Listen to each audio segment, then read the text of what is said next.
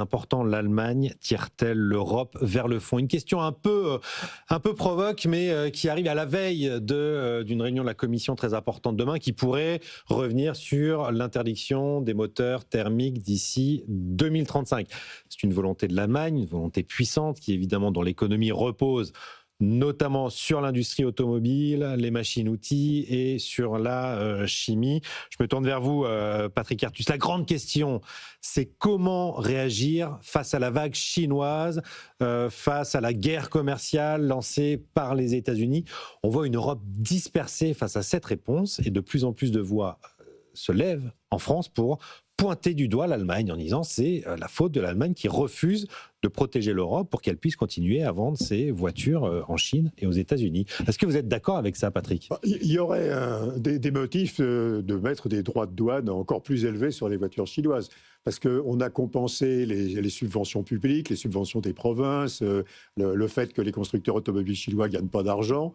Mais pas à hauteur de ce que peuvent faire les États-Unis, par exemple. On n'a pas compensé, oui, les États-Unis, c'est 45% de droits de douane, mais on n'a pas compensé la dépréciation du renminbi, par exemple, par rapport à l'euro, qui est massif depuis 2022. Et donc, il y a une stratégie chinoise très claire, qui est, il n'y a pas de demande intérieure en Chine. Le pays vieillit trop, il y a une épargne trop forte, les gens ont perdu trop d'argent sur l'immobilier, ils réépargnent. Et donc, il n'y a pas de demande intérieure. Donc, la croissance, on a eu les chiffres de la consommation des ménages, elle est pratiquement stagnante, quoi. Et donc, la Chine ne peut croître qu'en exportant. Comme la Chine ne peut plus exporter vers les États-Unis, elle ne peut croître qu'en exportant vers essentiellement l'Asie du Sud-Est et l'Europe. Premier marché de consommateurs au monde.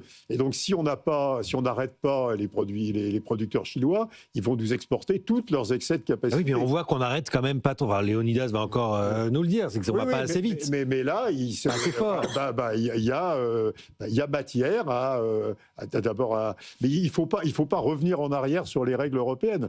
Il faut continuer sur la transition énergétique, mais protégeant l'industrie européenne. C'est une vieille théorie économique, ça s'appelle la protection des industries naissantes, quoi. On a une industrie des renouvelables qui est bien moins régulation asymétrique. Elle est bien moins avancée que la Chine. La Chine fait des efforts de développement de son industrie des renouvelables depuis 20 ans. Il faut constituer une industrie européenne, donc il faut la protéger. Seulement, je reste persuadé que la décision totalement technocratico-bureaucratique d'arrêter toute vente de moteurs thermiques en 2035 est une décision d'affichage politique et de décorrélation du monde politique par rapport à la vie réelle. Je crains malheureusement de voir partager l'idée que les Allemands nous emmènent vers une décision de sagesse en remettant en question la manière dont cette décision a été décrétée, comme si la vie économique, comme si le progrès technologique se décidait par décret. Je pense que c'est de la mauvaise régulation. Je pense que c'est même... Non, mais c'est une question environnementale, Léonidas. Pardonnez-moi. C'est une question environnementale dès 2035. Mais ce n'est pas une question... de la même manière que l'on ne va pas décréter la température et que l'Europe à elle toute seule ne va pas faire la température de la planète, décréter cette décision technologique en la décorrélant des capacités de progrès, que l'on veuille donner un cap, que l'on veuille donner des objectifs, tout ce que l'on veut. Mais c'est presque un exemple de décisions, j'allais dire, absurdes. C'est comme si on avait, je ne sais pas, un dictateur de l'économie ou un dictateur de la science à la tête de la Commission européenne. Je trouve que c'est aberrant et je suis ravi que les Allemands nous aident à revenir un peu de bon sens. Patrick répondra après, il n'a pas l'air d'accord. Christian, un mot d'abord. Sur le sujet environnemental de la voiture, alors les études sont assez contradictoires, parce qu'en fait, quand on essaie de faire le full bilan carbone entre une voiture électrique et puis une voiture thermique, encore une fois, des études montrent qu'il y a un peu photo à l'arrivée, si j'ose dire, dans le sens où, sur les études, les voitures thermiques, la pollution a régressé de manière extrêmement significative sur ces 20 dernières années. Il y a encore des améliorations à faire. C'est vrai. Et sur la voiture électrique, continue à être faite. Et elle continue à être faite. Et sur la voiture électrique, il n'y a pas que la voiture. Il y a la question des terres rares. Les terres rares, la production qui est faite en Chine dans des conditions sociales, effectivement, pour le moins contestables, etc. Donc on ne peut pas dire qu'il y ait les bons et les méchants, quoi. Si je veux dire, ça c'est le premier point. Parce que le sujet environnemental est un sujet qu'on doit garder en tête. Bon, après, est-ce que la décision qui a été prise de 2035 est dogmatique? Oui, bien sûr. Enfin, c'est évident. C'était on est tout seul sur la planète et on va imposer aux autres que ça, etc. Donc c'est une décision qui est mauvaise. C'est un peu comme la CSRD, si vous voulez. L'esprit, l'idée globale est compréhensible et bonne, mais les échelles de temps qui ont été données n'ont aucun sens, et en plus on se tire une balle dans le pied.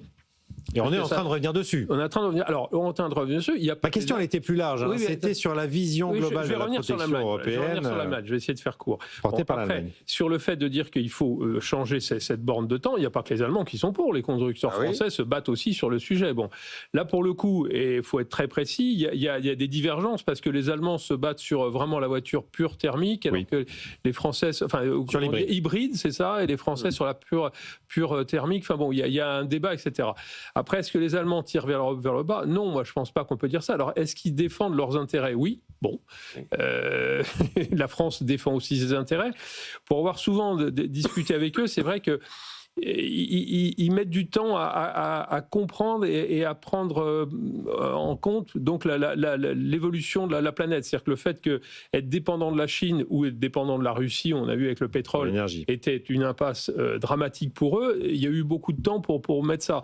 Sur le numérique, on évoquait tout à l'heure, c'est pareil. C'est-à-dire que le fait d'être bien lié à 100% ou à beaucoup de pourcents aux géants américains et de ne pas construire une solution européenne, ça commence à bouger. Voilà. Donc, on ne peut pas leur faire grief de défendre leurs intérêts. Ce qu'on pourrait leur reprocher, mais c'est nos partenaires. Il faut continuer à bosser avec eux, bien sûr. Et la France a aussi ses défauts. Et on l'a cité, le premier défaut, c'est d'être d'un pays qui est en déficit majeur. Donc, notre voix est tout à fait limitée, en fait, de ça. Il faut les inciter à beaucoup plus de pragmatisme et à travailler encore plus au niveau européen. Voilà. Donc, faut être un peu nuancé dans les propos et pas être dogmatique non plus vis-à-vis des Allemands. Patrick, je voyais pas tout à fait d'accord avec ce que disait Léonidas tout à l'heure. Non, il y a des travaux très très convaincants et très très sérieux qui montrent que 1 degré Celsius de réchauffement de la température de la planète, ça coûte 12% du PIB du monde. Ça a quelques conséquences, oui. Voilà. Et donc, la priorité absolue, c'est d'arrêter d'émettre du CO2. Donc moi, je pense qu'il ne faut pas que l'Europe change ses règles. D'abord, il n'y a pas unanimité, hein, même il y a certains constructeurs qui disent on avait des règles, on a fait les investissements pour s'y adapter. Maintenant que vous avez imposé 2035, il faut s'y tenir parce qu'on a engagé les investissements. Puis, à nouveau, il faut avoir une industrie, il faut arrêter d'importer de Chine, donc il faut le temps d'avoir une industrie du raffinage des terres rares, une industrie des batteries électriques, une industrie alors du photovoltaïque, c'est fini, mais des éoliennes, etc. Et donc, il faut protéger ces industries avec des droits de douane transitoire, c'est 10-15 ans, le temps que l'industrie européenne soit suffisamment développée. Donc il ne faut pas tomber dans le piège du libre-échange avec la Chine, parce qu'on n'en aura plus aucun. C'est un peu fait avoir depuis 25 ans. Oui. Mais moi je crois qu'il ne faut pas tomber dans le piège que le réchauffement climatique, ça ne fait rien, c'est monstrueux. Non mais pardonnez-moi, ce n'est pas possible de dire que si on n'est pas,